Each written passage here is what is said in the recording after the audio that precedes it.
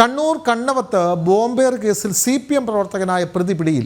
നെടുമ്പാശ്ശേരി വിമാനത്താവളത്തിൽ നിന്നാണ് വിജിലിനെ പിടികൂടുന്നത്. സംഭവത്തിന് ശേഷം വിദേശത്തേക്ക് കടന്ന വിജിൽ നാട്ടിലേക്ക് മടങ്ങിയെത്തിയപ്പോഴാണ് പിടിയിലായത്. വിവരങ്ങളുമായി മിഥുൻ പിള്ള ചേരുന്നു. മിഥുൻ, ഒരു പഴയ കേസിലെ പ്രതിയെ ഇപ്പോൾ പിടികൂടിയിരിക്കുന്നു. കണ്ണവത്ത് ബോംബേർ കേസിലെ പ്രതിയായി വിദേശത്തായിരുന്നു CPM പ്രവർത്തകൻ.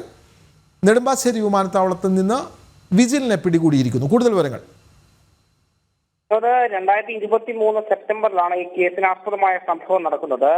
അന്ന് കണ്ണവം തൊടിക്കളം കൈതക്കൊല്ലി എന്ന് പറയുന്ന സ്ഥലത്ത് റോഡിൽ പൊതുനിരത്തിൽ ബോംബെറിഞ്ഞ് ഒരു ഭീതി പരത്തിയെന്നായിരുന്നു ഇയാൾക്കെതിരെയുള്ള കേസ്. ഈ സംഭവത്തിന് ശേഷം പോലീസ് കേസെടുക്കുകയും ചെയ്തിരുന്നു. എന്നാൽ അന്വേഷണം നടക്കുന്നതിനിടെ ഈ പ്രതി കടക്കുകയായിരുന്നു. ഒന്നര വർഷത്തിന് ശേഷം നാട്ടിലേക്ക് തിരിച്ച് വരുന്ന സമയത്താണ് നെടുമ്പാശ്ശേരി വിമാനത്താവളത്തിൽ വെച്ച് പ്രതി പിടിയിലായിരിക്കുന്നത്. ഇയാളെ ഇപ്പോൾ റിമാൻഡ് ചെയ്തിട്ടുണ്ട്. വിനോദ്,